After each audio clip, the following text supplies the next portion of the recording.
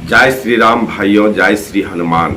यदि आप पूजा पाठ करते हैं, हनुमान जी का पूजा पाठ करते हैं या प्रभु श्री राम का पूजा पाठ करते हैं, तो आज इस प्रसंग को अंत तक अवश्य सुनिएगा। यदि आप मंत्र उच्चारण के द्वारा भी पूजा करते हैं तो इस प्रसंग को, वीडियो को अंत तक अवश्य सुनिएगा। जो आपके पूजा पाठ में देखिएगा, जो आपको एक प्रकार का उबासी आता है, और उबासी इस तरह का आता है जो मुंह यदि खुलेगा ऊपर तो ऊपर का भाग ऊपर और नीचे का भाग नीचे, यानी मुंह जुड़ता नहीं है। ये कब होता है, किस स्थिति में होती है?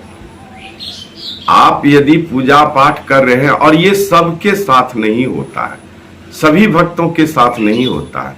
किन भक्तों के पास ये होता है, किनको इस तरह की उबासी आती है, जरूर आज इस प्रसंग को अंत तक सुनिएगा। वीडियो के अंत में आगे मैं बताने वाला हूं।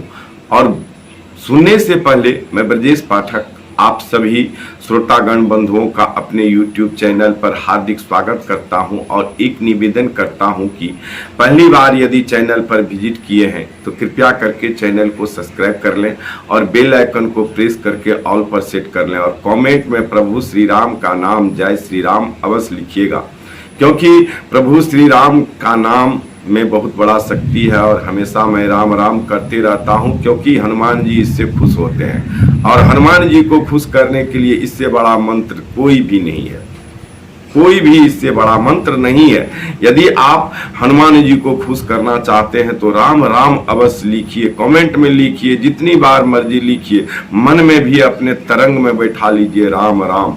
इससे हनुमान जी अवश्य खुश होते हैं। कई वीडियो में मैं बता चुका हूं, अपने कई प्रसंग में बता चुका हूं। तो बंधुओं, चलिए चलते हैं। जो बताने जा रहा हूं, जो किस प्रकार के व्यक्ति को, क्या जब पूजा पाठ आप निरंतर कर रहे हैं, सालों साल से करते आ रहे हैं, तो आपको होता क्या है, आप मंत्र जब उच्चारण करने लगते हैं, या अपने इष्ट देवी, माता पितर देवगण को, या कुल देवी कुल देवता को, गुरु को स्मरण करने लगते हैं, तो क्या होता है, जैसे ही आप वह मंत्र को उच्चारण, स्नान, ध्यान करके पूजा आसन ग्रहण करते हैं और मंत्र का आवाहन करते हैं, मंत्र द्वारा आवाहन करते हैं, तो आपका देखिएगा इतना जोर का उबासी आएगा, जो मुंह जो यदि आपका खुलेगा तो खुला ही रह जाएगा, ऊपर का भाग ऊपर और नीचे का भाग नीचे रह जाएगा। क्योंकि होता क्या है, यह उबासी एक शुभ संकेत है। एक होता है क्योंकि आप बहुत दिनों से, वर्षों से पूजा पाठ करते हुए आ रहे हैं, तो आपके मुख का जो है वह उबासी खुला रह जाता है, तो वह एक शुभ संकेत है आपके लिए। और कितने व्यक्तियों लाइक तो कर चुकी है। हम तो वीडियो बनाने के लिए कोई ऐसा बना नहीं रखे हैं स्टूडियो, जैसे तैसे आप लोगों को बता रहा हूं, क्योंकि ये सच्ची एक अनुभूति है, और मैं उस तरह का तैयारी नहीं करता हूं जो हमें क्या कहता है व्यूज आने चाहिए या यूट्यूब पर से पैसे आने चाहिए, इस लोग बस मैं कोई वीडियो नहीं बनाता हूं। मैं तो इसलिए दे रहा हूं, जो यदि मेरे वीडियो को देख करके, मेरे प्रसंग को देख करके एक भी राम भक्त या एक भी हनुमान भक्त कर लिए, भला हो गया, तो समझिए मैं भी पुण्य का भागी उनके साथ हो गया। एक भी व्यक्ति कर लिया तो बहुत बड़ा पुण्य का भागी होता है भाइयों बंधुओं, क्योंकि करते नहीं है लोग। आप भी, यदि आपके पास भी ये वीडियो गया होगा तो आप सुन लीजिएगा, लेकिन अमल नहीं करिएगा। जो अमल करता है वही पाता है, जो करता है वही सब कुछ पाता है। तो बंधुओं, आपको मैं बता दूं, जो आप यदि मंत्र उच्चारण करने लगते हैं तो आपका मुंह खुला का खुला रह जाएगा, कुछ सेकेंड तक, यानी 30 सेकेंड तक खुला ही रह जाता है, मुनाता ही नहीं है। वो लंबा उबासी आता है। तो ये कब आता है, जब आपका वह मंत्र जो है लगभग सिद्ध होने वाली होती है, तब होता है। ऐसे नहीं जो माने 2-4 महीने से पूजा पाठ करना शुरू कर दिया, उसको साल भर हुआ, उसको उबासी आने लगा। हमें बड़ी लंबी उबासी आती है, क्योंकि मैं 2016 से निरंतर उस मंत्र का द्वारा आवाहन करते हूँ, अपने माता पिता का आवाहन करता हूँ, गुरु का आवाहन करता हूँ, कुल देवी का आवाहन करता हूँ, ग्राम देवी का आवाहन करता हूँ, तो इस प्रकार से वह मुख जो है, जब उस टाइम में यदि मंत्र का उच्चारण करता हूँ तो क्या होता है, जब खुलता है तो खुला का खुला रह जाता है, कुछ सेकंड तक मुनाता नहीं है। वह मुंह जो कहिएगा आप, बंद होने का नाम लेता नहीं, ऊपर का ऊपर रहता है और नीचे का नीचे रह जाता है। जैसे इस तरह से आपको मैं बता रहा, ऐसे उबासी होता है, इतना लंबा बड़ा उबासी होता है जो वह मुंह मुनाता नहीं। और यह एक शुभ संकेत है। आप समझ जाइए जो मेरा यह मंत्र या तो सिद्ध हो गया है या सिद्ध होने वाला है। और उस मंत्र के द्वारा बंधुओं ऐसा कभी कीजिएगा नहीं, मैं बता रहा हूं अपने चैनल पे, लेकिन प्रयोग मत कीजिएगा। प्रयोग करने से आपकी शक्ति, अब आपकी ऊर्जा घटित होती है।